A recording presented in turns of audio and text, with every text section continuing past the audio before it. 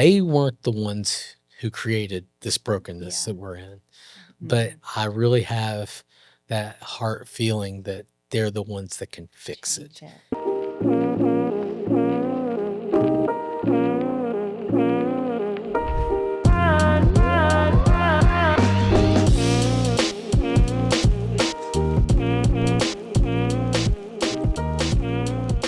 Welcome back to the Empowered Life podcast. I am your host, Meredith Murray, and we are on a mission to help you live an empowered life. But what does that really mean? What does that look like to live empowered? And it can mean something different to each person. For some people, it might mean fully stepping into what you were made for. For other people, it might mean using whatever you've been given, your resources, your story, your pain, to make a difference in someone else's life. And it may mean just saying yes when it's hard and showing up, even when no one's watching, and giving without keeping score. And we're going to talk about that today. But at its core, what we believe is this, that living a life of purpose is one that spills over into the lives of other people. So that when we pour out into someone else's life, it affects them, and then they pour into someone else's life, and then they pour into someone else's life. And it's just this ripple effect that doesn't stop. It goes into homes, it goes into communities, into countries you may never even visit, into people's lives that you may never even know. And that is an empowered life. And today's guest is living proof of that. So Chip Roop is the president and CEO of the Roop Family Foundation right here in the DFW area. And their mission is to bring glory to God by empowering the next generation. So he's also a songwriter and a musician and a husband and a dad and a generous partner to allies in youth development. And his story is going to remind you that your life, every single part of it, even the hard parts, every door that's been closed and every door that was opened, has the potential to empower someone else. And so I am so glad you're here today. You're going to love Chip and you're going to love his story. So Chip, welcome. So glad you're here with us. Yeah. Definitely. Well, I haven't had the opportunity to know you long, but whatever little bits I have, I've loved it. I love your passion. I love the why behind what you do. And so I want our listeners to get a glimpse of that. So let's start with a little bit of context into you, your life, and the foundation. What is it? What does it do? What does it serve? Oh, Roop Foundation, we take the name out when we talk about it because we kind of feel that all the organizations we work with and all the mission that we put together is part of the family. Yeah. It's not just, not just your family. Well, our foundation is basically to empower this next generation of youth that's coming up. Mm-hmm. We have young kids. We see, what goes on in their lives, our friends' kids' lives, and whatnot. And I've always had a place in my heart for youth because everything I love and every passion of mine, I know started at a very young age in youth ministry and whatnot. And we decided that when I took over the foundation, it just made sense to go further with that and say, we want to help youth ministers. Yeah. And then just to watch over the last, 13 years since I took it over, how it just morphed and turned into different things. It's a very very fun and prior to you taking it over, you were a youth pastor, correct? Went to seminary. Yes, I went to seminary to get a master's in youth ministry. I thought I'd just become the old man youth pastor. And the reasons for even going to seminary were totally totally different when it came to that. Well, you're from Kentucky, correct? Yes. Yeah. Born and raised in Eastern Kentucky, and then I actually went to college in Tennessee. Right. Ended up back in Kentucky. Yeah. And then I tried to push myself back out of Kentucky, but ended up right back in. Yeah, that's cool. So, the foundation started with really just one youth organization that you guys were pouring into. Is that correct? It was actually when my dad retired, and he decided he wanted to start just a small foundation, just as kind of something to give back with. Yeah. And I think we helped our local church, and he helped this one children's home up in Lexington. It was outside Lexington, Kentucky. Right. And that was pretty much all it was at first. And it was just, just like a lot of family foundations, we met once a year, said, we're going to give this much, to these, how we're going to balance it out and sign off on it and just go about our business. Yeah. Well, that leads me to my next question because, I know how a lot of foundations operate is they're, a little bit more hands off and maybe just, show up once a year and write the check. And you guys are operating in a much different way and you're very invested. And I know that's intentional and that you guys have made a decision to be more than just donors to these organizations, which you are now serving 52 organizations. Is that correct? And so I want to know more of the why and the heart behind that. And like, why did y'all take this approach of really wanting to like partner with the organizations that you're serving? There's a lot of things to it, but the biggest thing is, my wife and I both, we feel like we have abilities and talents that, that signing a check once a year kind of it's doing an injustice to God. Yeah. There's a reason that, she's as musically talented as she is and worked in music therapy. She's, she worked in that field and, helping people get through, the final days of their lives, helping their families out. I went and I had a master's in youth ministry. So originally I thought I'd be the old man youth pastor. And God just took a whole turn for it. Yeah. And we're very creative people. Yeah.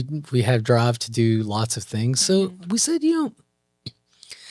why not get a little more involved? Not necessarily be an active foundation and where we go and fundraise and stuff. But let's take what we have and let's get out there and give to people, but also let's work with people one-on-one. Let's not just be those people in the shadows, which is totally fine. I understand a lot of people do it that way. Right. And that's the majority do. And it's a great thing. But where we had the opportunity at the time we did in life to say, we want to go deeper. Yeah. Why don't we make this instead of just a one-off thing, let's make this our career. Yeah. Like let's get out there and, part of doing that is to say, okay, we've got these organizations we're going to work with, and let's find ways to get out there and get to know their staff, get to know, what they do. And then, like I said, other ideas along the way, just kind of, trial and error evolved and put us all where we're at now. I love that. And another thing you guys do that I've been blessed to be a part of is the Roop coffee gathering. So tell me more tell our listeners what that is and kind of what the why is behind that. Well, we always have tried to find ways, and this started probably 2 or 3 years into taking over. We very much believe in the whole body of Christ. Yeah. And we've started feeling like, okay, we're working with organizations that counsel youth. We work with organizations that deal with teen pregnancy, with orphans. We were starting at the time to get approached by even arts organizations and educational organizations. And we're going, there are so many things here that attach everybody together in some fashion. Right. And just over the years, as that number started growing and growing, we started noticing, if that organization could touch base with that organization, and these two never even knew each other existed before, what they could do for each other outside of, this yearly just gift we give. Yeah. Like, could, what could that collaboration do? Do? Could that collaboration be even worth more than any kind of financial collaboration? And that's the thing too, is where we're out there so much, we don't, we can't spread ourselves too thin. Right. But we can find other ways of giving and helping. And that was one of the big things is we were like, what can we do this year? And we've tried other things. The coffee of it. Yeah. We used to do, our yearly dinner where we would have everybody together in one room. Yeah. And we kind of took that concept and pulled it back after COVID happened and just wrecked all that. Yeah.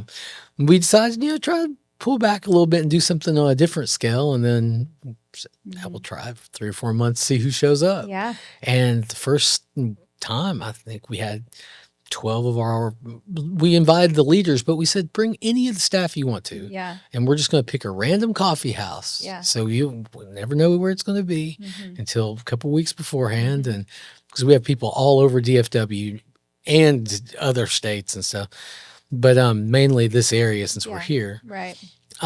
We said, just get them together and get the leadership together and maybe that them just intertwining even without us, ever even introduced them to each other, find ways to be with each other and help each other out. And I mean, it's a genius concept, honestly. And we're talking about empowerment, and that is empowerment because, there's so many different ways you can empower an organization. And sure, giving financially is one of them. But what you guys are doing is opening up so many more opportunities for people to pour into each other and to link arms and be like, hey, what are you doing? How can we help support each other? And I think it's just cool that you guys have been creative to look for ways to really empower these organizations in as many ways as you can. And like I said, we've had one of the first one I think that I saw happen, there might have been other ones, but was, one of the organizations, it's a big arts organization that does lots of musical work with kids, took a whole jazz orchestra down into downtown Fort Worth to one of the organizations and played for the kids down there. That's cool. And some of those kids, the schools they go to don't have those kind of opportunities for them. And a lot of those kids in that area don't realize, hey, if I've got a passion for this and could really pursue it and find ways to pursue it, they might not be able to afford to go to college. They might be in a position in life that they couldn't do that down the road. And it starts giving them that drive to see other kids that have done it, come in and say, oh, I was able to get right into college for free because I worked hard and loved playing an instrument and put me right through. That's so cool. So, and that I think there's no telling what doors have been opened as a result of these conversations and of these connections. I know you get to see some of them, but one day in heaven, I hope you get to see even more and the impact. But let's talk about that for a minute. And is there a story that comes to mind from the foundation's work where you got to see firsthand the impact that you guys have had? I mean, I couldn't go on forever. There's probably a book at this point that I could do. I know we're here with Allies, so I'll tell the first one. One thing that we believe in, this is something that in seminary really there was a class I took that was about true giving and how a normal human being can never 100% truly give unconditionally. Because even if it's to take a meal to the homeless guy on the street that's asleep and doesn't even know, and you drop it off and you walk away and he never knows it's you, you walked away happy. Yeah. And you got something out of it. Yeah. And and that all goes into, to Christ. I mean, he ultimately was able to die unconditionally. And, signifying, more of who he was. Yeah. And so we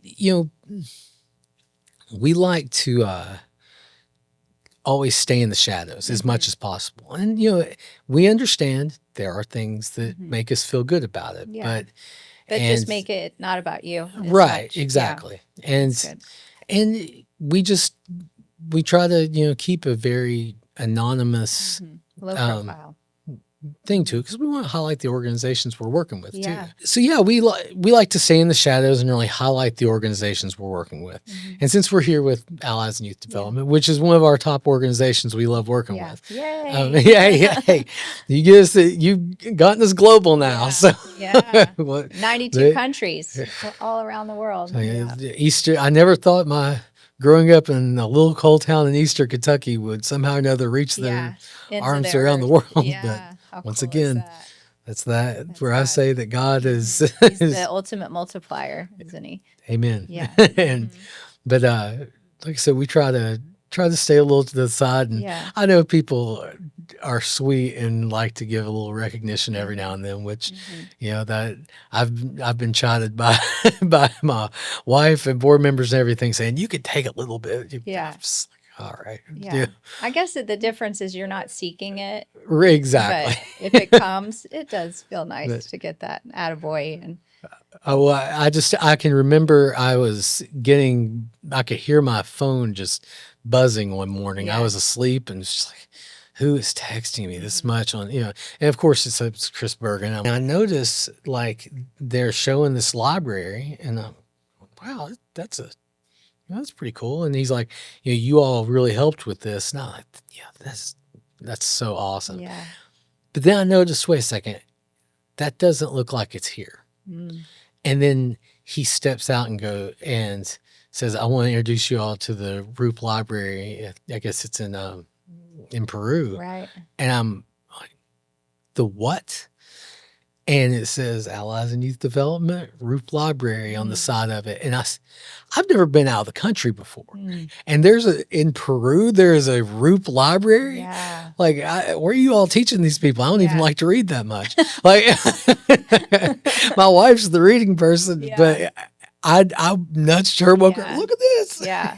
So, that's so cool. Yeah. So that was probably one of the, I think, highlights of anything was to see not just work here happening, but to hear about that. And then when they got back in town, to be able to talk to them more about how that came about, because they didn't even let me know that project was happening. Wow. And when I saw that, what an honor. And of course I had my moment of bawling like a baby off just to the side. Seeing your family's name on the side of a building in Peru when you were least expecting that. Oh yeah, it was something else. Yeah. And a lot of, it took weeks of processing that, more than anything for me is that I know there's a lot to it with the educational factor and everything that those kids are going to get. But to me, it's like, it felt that those kids over there who,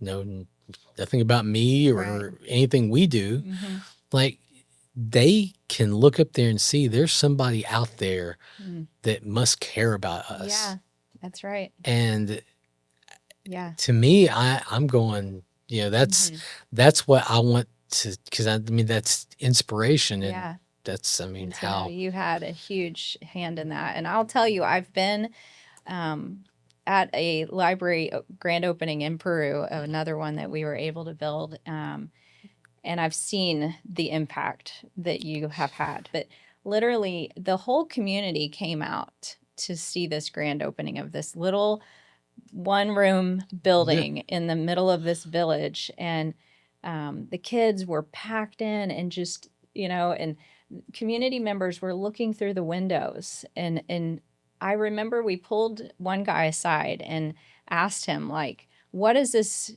mean for your people? Like, why is this such an important thing? And he was like, this changes everything for us. And it's not a library in the way that we think about it in American terms. It's really more of a community impact center. So this is a place where mentors will go and meet with their kids and teach life skills and just pour into them and build relationship, because a lot of times they don't have a place like that to meet. And so anyways, they said this is going to change this community for generations. And I mean, so talk about impact, to know that you got to be a part of that, which I know is not why you did it, for the good feeling that it gives you. But I think when we are giving and serving, we're most like Christ.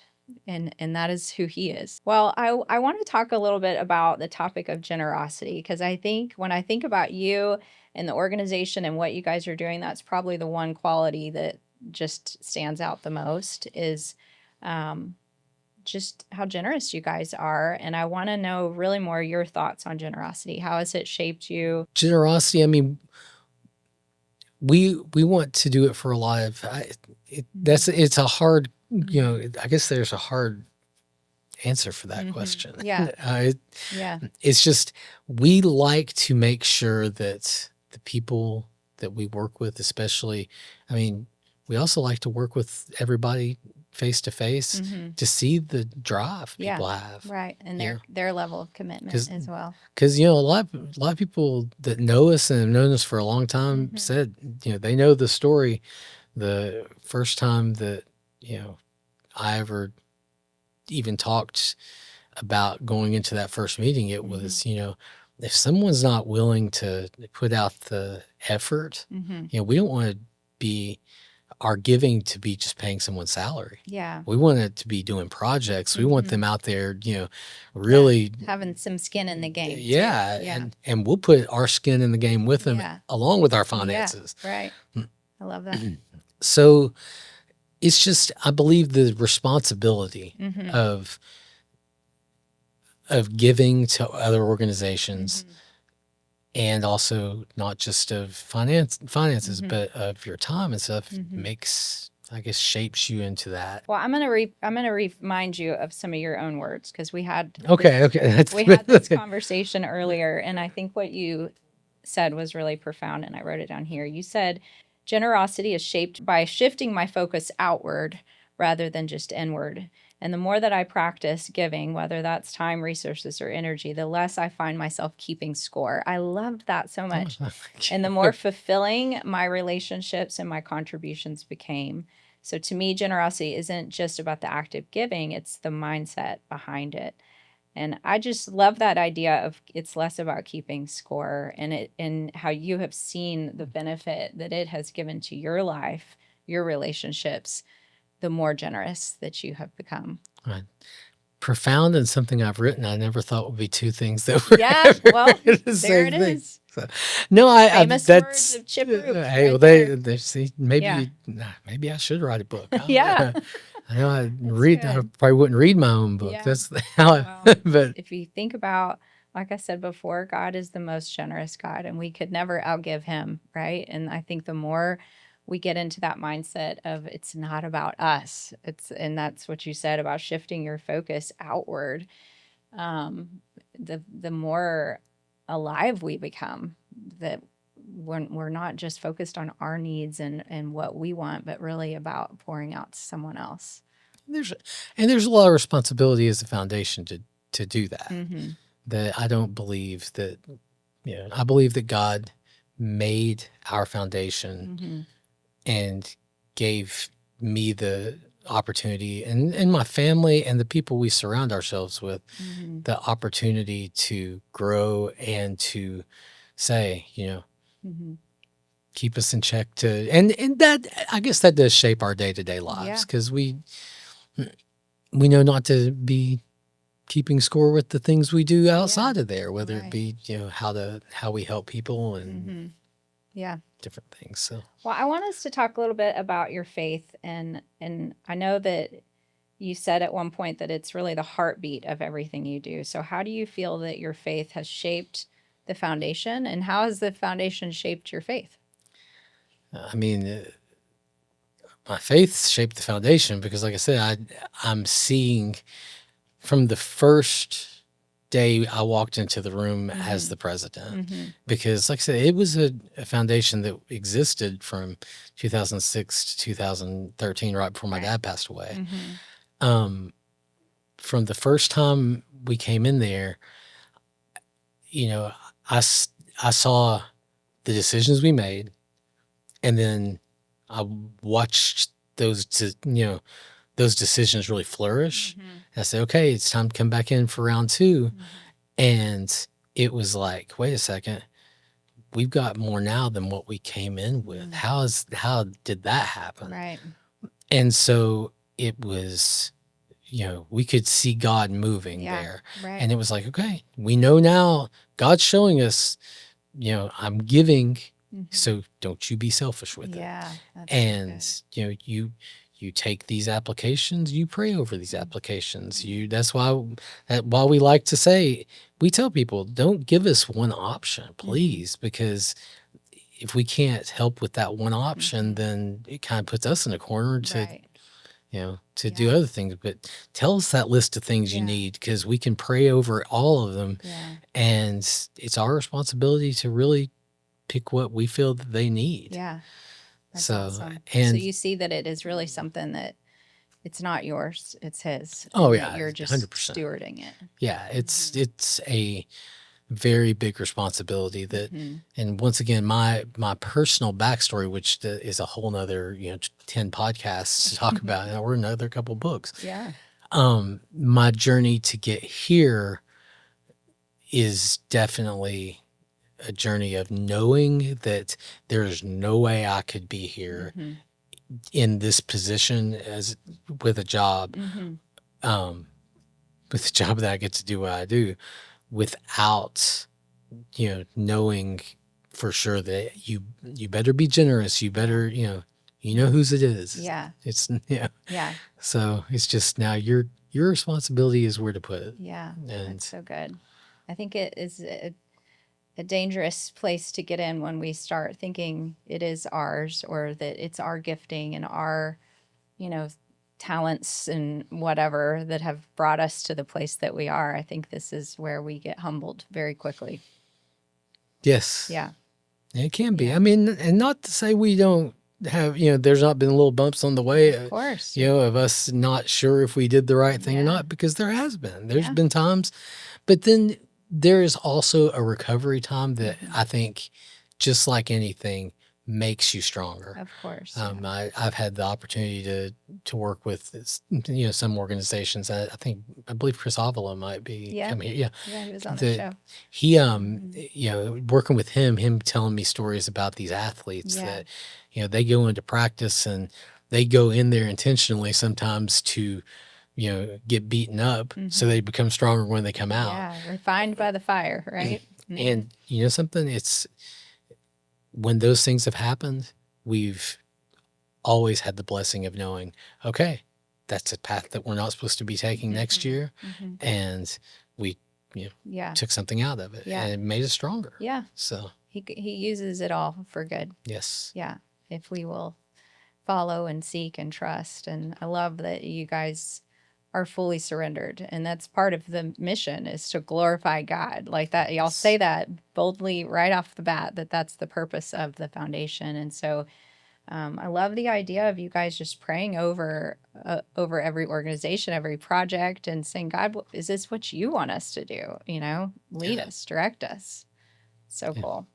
Well, let's talk a little bit more about your heart for the next generation, because I know that is at the core of the foundation. And so what is your biggest hope for youth, and what is it that you want the most, or where does your heart break for them? Real quick, before we continue, I want to tell you about a movement that I am so proud to be a part of. Thousands of mentors in over 90 countries, over 27,000 kids walking towards a better future today, and Allies is right at the center of it. And there's room for you. Will you join the movement? Visit alliesyouth.org.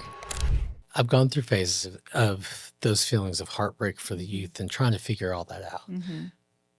I believe in the current state of our world, we live in a very broken world. Yeah. I mean, I think the world obviously was broken since day one. Once the Adam and Eve, Adam and Eve messed it up for all of us. Yes, I mean we got booted out there. Yeah, and I believe the world's going to be perfect with God and Christ and all of us when that time comes.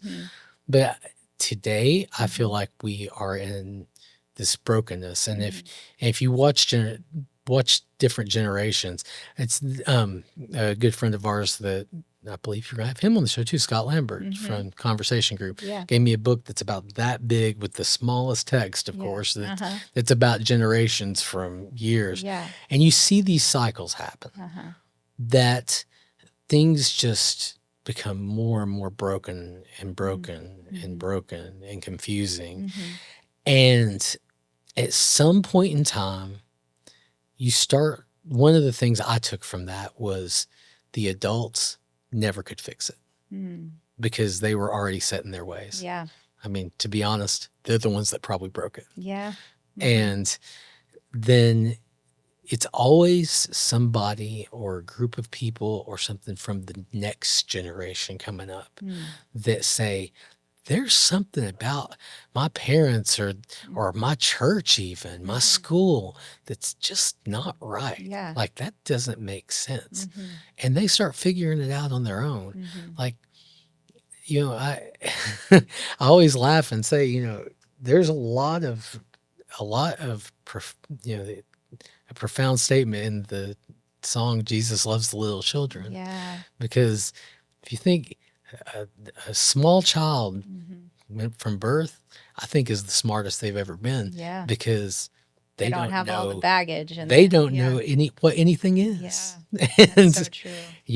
I think that, you're very best, and then you just start going downhill from birth. Because, I mean, once you start learning what's out there in the world, it's like, it's more discouraging, and, more stuff piles on you.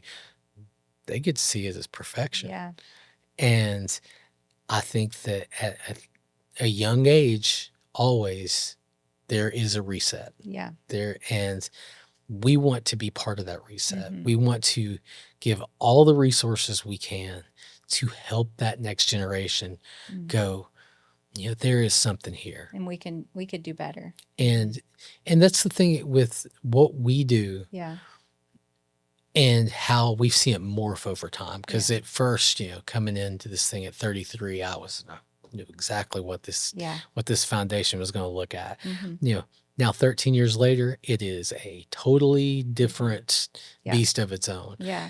And I'm sitting behind the steering wheel and God's steering. Yeah. I'm in auto drive at this point. Right. And it's because there's no way I could steer that wheel by myself. Right. But you guys believe that this generation, the younger generation, they're the game changers. Oh yeah, 100%. So it's all about empowering them with the tools and resources and whatever they need to go out. It's not, and I believe you said this before in our conversation, it's not about one day, once you're older, maybe you can then make an impact. You believe that they can make an impact right then, right where they are today. Yeah. I mean, we've already, done good and bad and everything else in the world. And that's where it's at now because of that. Yeah. They weren't the ones who created this brokenness that we're in. But I really have that heart feeling that they're the ones that can fix it. And I just want to be a steward of taking that responsibility and saying, I can't fix it, but maybe I can give you some Band-Aids. Yeah. Right. and you all can, or resources. Yeah. And you all, help you with it. For many orphans and vulnerable youth around the world, summer camp is more than just games, sunshine, and laughter. It's often a place where they just feel truly seen, experience unconditional love, and hear the gospel and begin to believe that they matter. For some children, it could be the first time they hear that God sees them, loves them, and is near. So this year, we have the goal of sending 5,000 children to camp. For just $100, you can make that happen for one kid. And this is Kingdom Impact. It's eternal. Visit alliesyouth.org/summer camp to give today.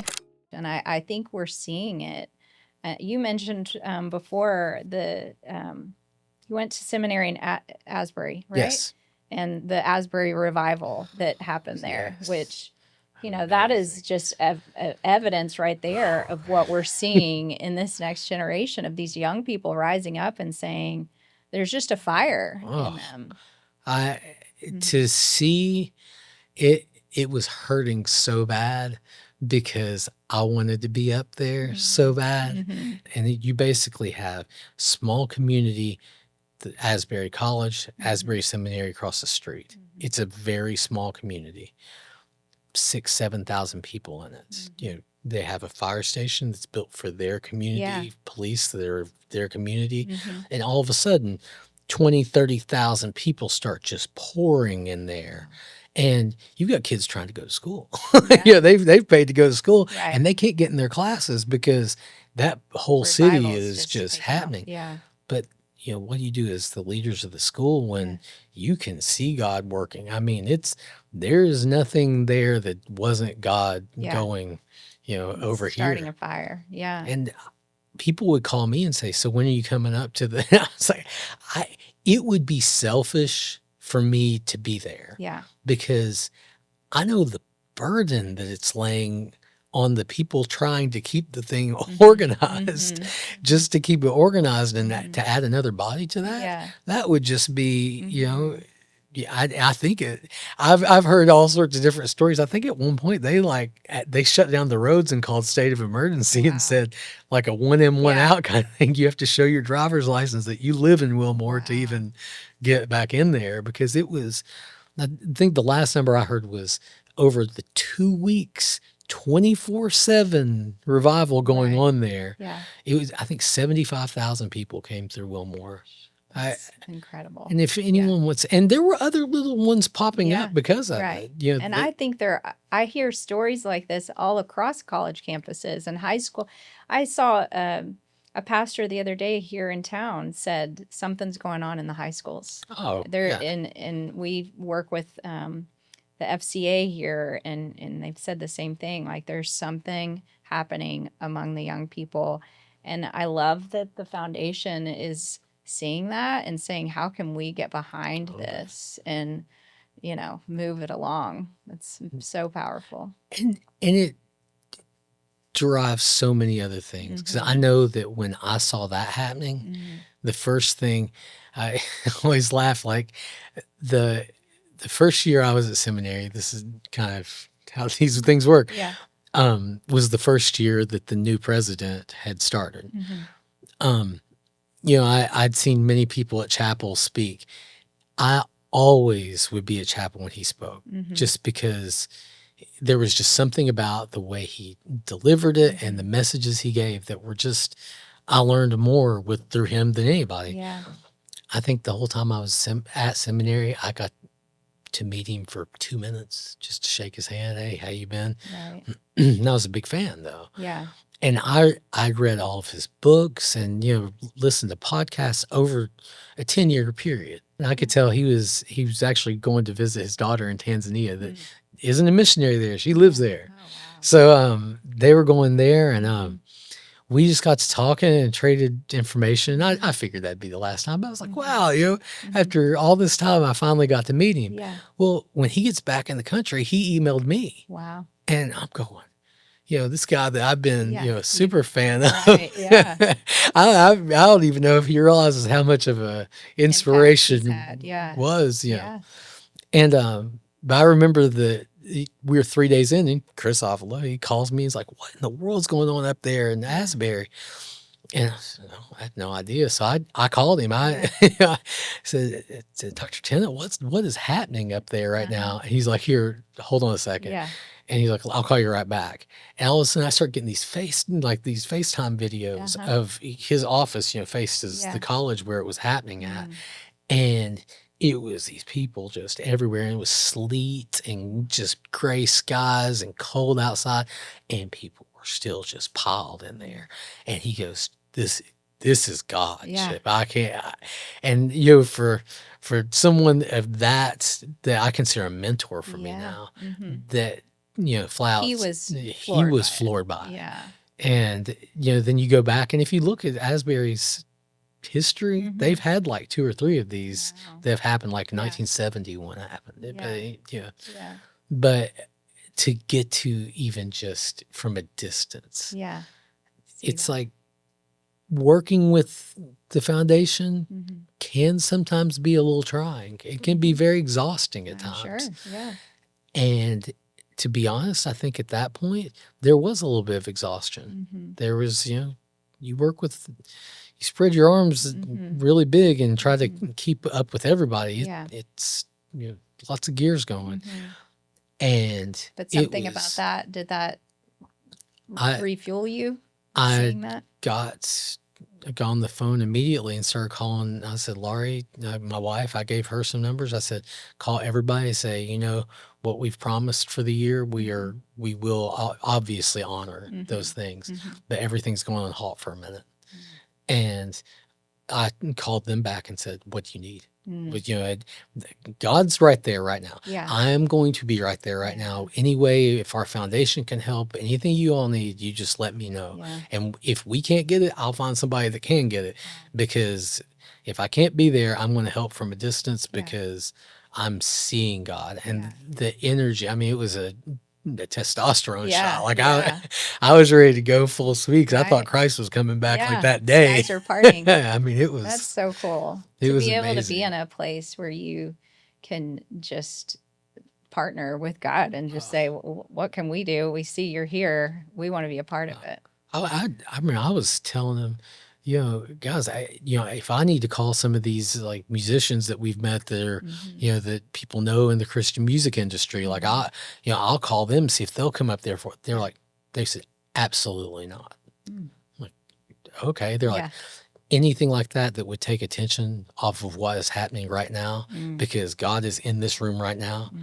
And that's the students up there playing the music the whole time. Yeah. That's, this is genuine praise and worship. Yeah. We don't want To anybody else. Yeah. Wow. Like, I understand exactly what you just said. And my idea was not, Yeah. Next, I'm just, I think you said y'all ended up sending porta potties or, like basic needs. Yeah. It was porta potties for them. Yes. I love that. And that you didn't have to be in the limelight. Like, let me send some top of the line musicians. They said, right. No, we need toilets. Exactly. Because it's just go online and look at pictures. I can't describe it. When I took my wife down there, my wife and my daughter, she was 4 or 5 when I took them to Wilmore.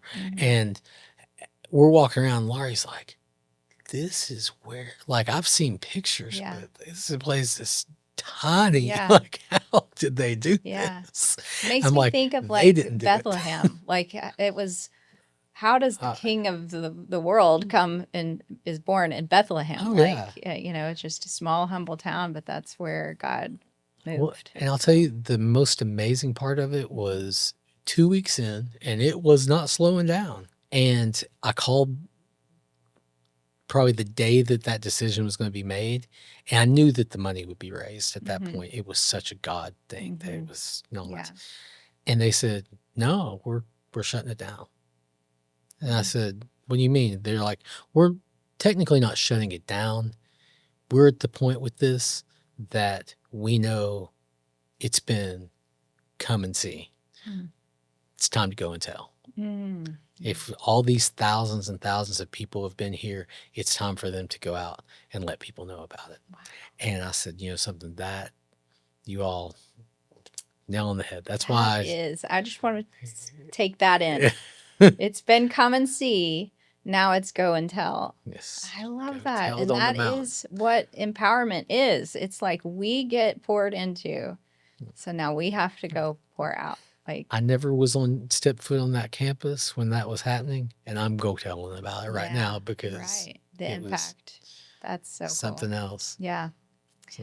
Well, I know that one thing we say a lot on the show is empowered people empower people, and you've mentioned that the president empowered you. Yes. Who else would you say has had a profound mark in your life, and who do you hope to be empowering beyond the youth that you guys are serving? Recently, I know there was one instance, I won't go into specifics and details, that there was an event going on that was, on paper, it looked like an amazing event for some kids. And I just said, no, I don't think that's the right thing to be doing. And they're like, why? And I just said, I can't, even though that a lot of my kids' friends will be there and families will be there, I can't be part of it. Like, I just don't think theologically and biblically it's correct. And I told them the reasons why I didn't, but they were kind of gave me some pushback. And I said, okay. So I was able to go to these mentors of mine and say, is this feeling inside, is it wrong? Yeah. And they were like, no, it's not. You're what you're feeling is right where it is. Yeah. But they were able to biblically tell me, like, to back up what you were feeling inside. Yes. And and with other churches' doctrine and everything. Yeah. And I said, that's Yeah. that's really great because otherwise it would just be, well, that's Chip's opinion on it. Yes. Right. But yeah, I mean, the event still happened. Yeah. It was their thing. but We you didn't have to be there supporting it. Right. And they respected it. That's It was a very respectful thing that Yeah. if you all feel that that's what you need to do, Mm-hmm. then I'm not, there to tell you you're right or wrong. Right. I'm just telling you it's wrong for us to be Yeah. there. That's good. Because But to have, like I said, people in your corner that you can lean on Yes. for that is so big. And I also know that your family is a big part of Yes. that as well, and your wife, and just couldn't do it without her. Yeah. She knows it. Mhm. And then your kids, I know that's like top priority, right? Well, it's legacy wise, yes. Mhm. That's going to be the very exciting thing. Yeah. Is we want them to be able to, and this is something that over time is going to become exciting. Yeah. And it's going to become difficult. Yeah. And it's going to have all the things to it. Is Mhm. we want them to not feel the obligation that they have to do what we do with this foundation. Yeah.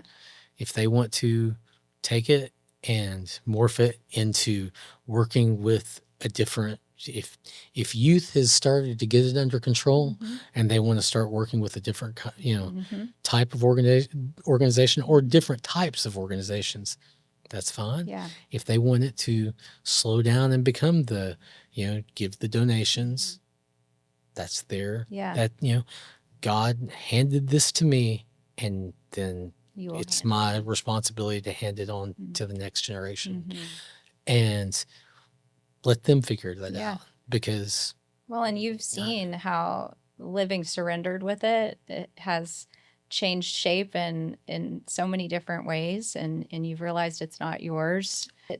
Who you are today and where you're at today was a plan that you had? No. Or no? No. It was God. 100%. Yeah. Of just living surrendered and letting him work through you. I mean, I knew that I would be part of ministry in some fashion. That was a call. But this? Yeah. Yeah. Absolutely not. Well, I know we cannot end this conversation, which I've loved, by the way. I love your creative mind and your stories and everything about you, but we can't end without talking about your passion for music, specifically country music, because I'm a country music girl myself. And I know you mentioned that your passion for both music and the foundation kind of somewhat comes from the same place. And you recently had the opportunity to travel to Nashville to work with some of the best, incredible musicians. But there's one song in particular that really stood out to me as I was listening to your music, and it's Beautiful Outlaw. And there was one line in particular that says, in talking about Beautiful Outlaw, specifically Jesus, that he's fierce but kind, a savior who leaves no one behind.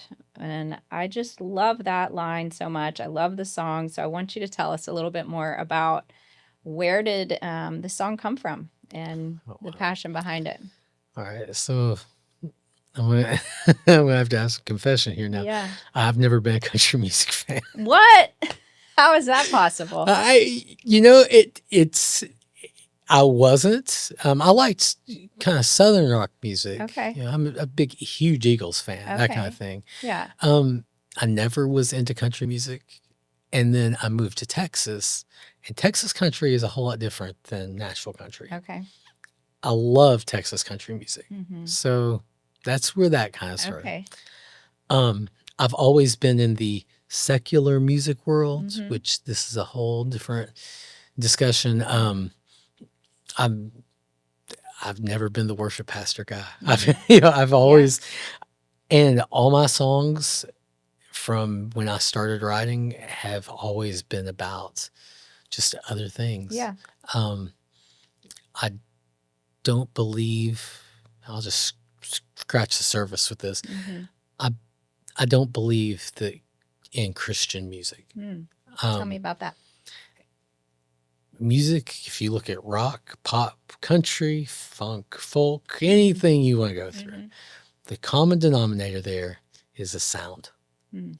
Why is Christian music the only one of all of those that's a topic?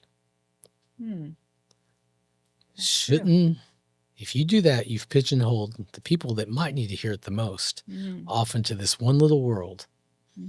When if those songs in this Christian genre, if they're good enough, they're going to hold their own in all those worlds. Right.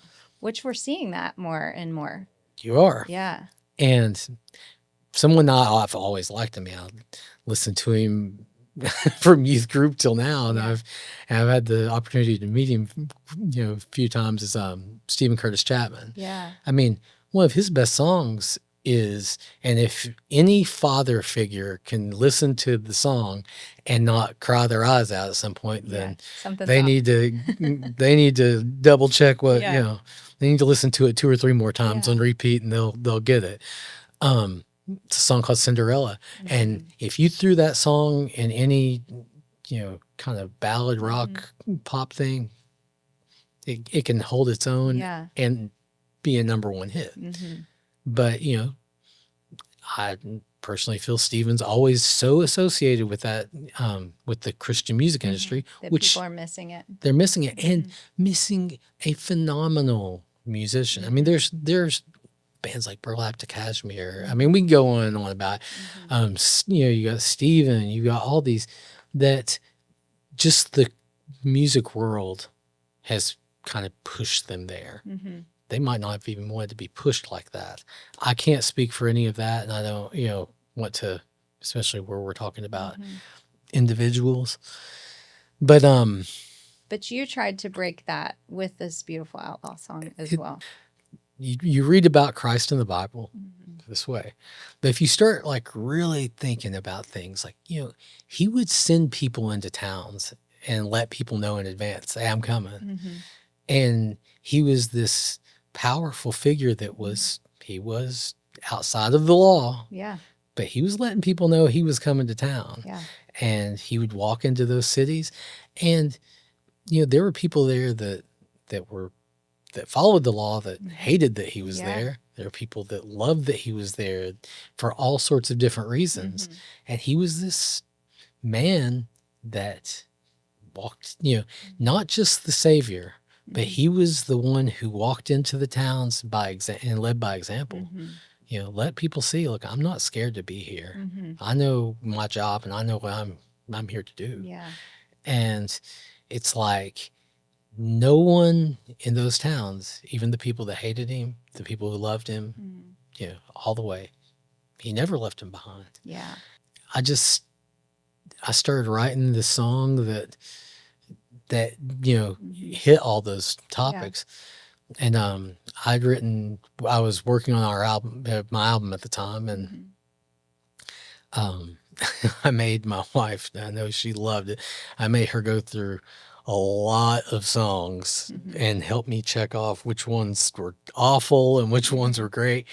And that was the first song that she said, that's the one. Yeah. And I'm like, it just hit the blatant Christian genre and just hit the blatant country genre, the two that I've veered from the most my entire life. That's my confession with it. Of humor, doesn't he? That's something in the book that it talks about is Christ's sense of humor. Yeah. Like, this guy, people must have liked to be around him. I mean, not just to get saved. I mean, he was eating with people, having dinner with people. Yeah. He was probably a funny guy. Yeah. Life of the party kind of person. Well, he was present. He was real. He didn't try to fit the mold of what everyone else wanted him to be. And who isn't drawn to that person? And when I don't, it was a real blurry morning to remember that song coming out, to be honest. It flowed. It just came out. Yeah. But my thing was the end of it. Yeah. The whole, I think that's part of me giving up on, pushing myself into one genre. a moment of, teach me your ways to live untamed for the rest of my days. Because with reckless love, I'll follow you. Beautiful outlaw, you've set me free. And that's it. There's, that's the theme of your life right there. Exactly. It's now I have to say I love country music. You don't have a choice. Yeah. And hopefully what I've been preaching for years about this whole music genre thing, pull myself out of it with it. But I do think that this song can transcend genres, and as a result, impact more people. And so I'm glad that you listened and that you obeyed in many ways. And in that album that I released, it's got, a lot of the guys that actually play on it, even the producer has won Dove Awards and all these different awards, but it's a secular album. I mean, every other song is what you would normally hear on regular radio. Right. And you've got that song plopped right in the middle of them because it makes sense. Yeah. And that's where we don't need to put God and our faith and Christianity in a box over here. Yeah. So and that's I think Christian radio's fault, not or Christian record labels or whatever you want to call it. I don't think it's the artist's fault. No. But artists I'm glad do to see that we're breaking some of that down. Yeah. I've noticed that a lot lately. So, well, Chip, I want you to know that I see Christ in you. Thank you very much. And I see that you are fierce but kind, and you are making sure that no one's left behind, and in the work that you're doing, and that the way that you are literally taking what God's given you and just living surrendered to impact the next generation. So, like I said, it's all him, none me. Yeah. I'm just a vessel for him to do what he needs to do with. Yeah. So, well, we appreciate that. And I think it inspires and encourages other people. And it's something that I hope our listeners take away too, is that whatever you've been given is not just for you. No. And it is to be used for God's glory and for impact. And I thank you for living in a way that models that. So I appreciate having you all here, and I appreciate Allies in Youth Development, because it's been one of just to know that now, like I said, it's not just a Kentucky organization or a Texas organization. And, we started seeing little things in different states. Yeah. But to know now you've got global, global support. Yeah. It's just like your impact is in 92 countries, serving 27,000 kids every single month. That is a direct result because of people like you that have said, "Hey, we believe in this." It's like I said, I'm a vessel. That was never in the plan. Yeah. So. Well, I think that never in Chip's plan. That's right. I think the best things that we're able to do in this world don't come from our plans and our ideas. It comes from being a vessel. So, yeah. Well, thank you so much for coming. Thank you for having me. All right, friends. So what does living an empowered life look like? I think we've seen it today. It looks like obedience. It looks like saying yes to generosity, saying yes to serving, saying yes to just showing up, even at times when it's hard. And it looks like really taking everything that you have that's been poured into you and then pouring that into someone else. And I think it looks like the man we got to meet today from a small town in Kentucky who just said, hey, whatever God puts in front of me, I'm going to take it. I'm going to take care of it. And I'm going to be obedient and watch what he can do with that. So that is an empowered life, and it is available to every single one of us today. So if today's conversation stirred something in you and you want to link arms with people who are living this out every single day, then I want to invite you to learn more about what Allies in Youth Development is doing. Right now, there are orphans and vulnerable children all over the world who need somebody to show up for them. Someone who says, I'm going to pour into you what's been poured into me, and you can be that person. So head over to alliesyouth.org to learn more about how you can join what we're doing to empower the next generation. And before you go, if you want to hear more from Chip, including the songs that we talked about today, you can find him on Apple Music and Spotify. Just search up Chip Roop. And so we're going to leave you today with a gift with the beautiful song that he talked about, Beautiful Outlaw, fierce but kind, a savior who leaves no one behind. And that is the God that we serve. And it is because of him that we can be that for other people too. So thank you guys for being here. Until next time, go live empowered.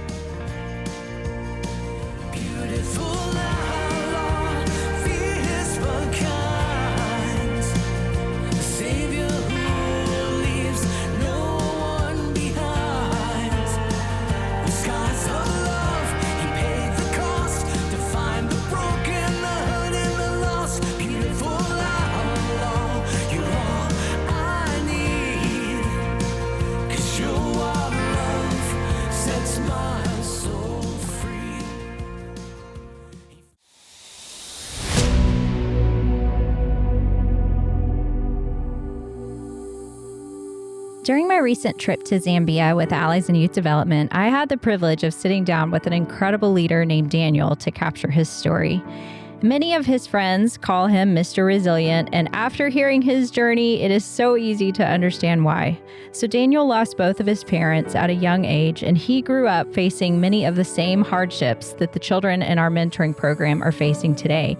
Yet today, he leads the Allies Mentoring Program in the very community where he once needed that same support. So when I asked Daniel why he spends his time in his life investing in vulnerable children, he paused and he simply said, "I was there, and so now I'm here."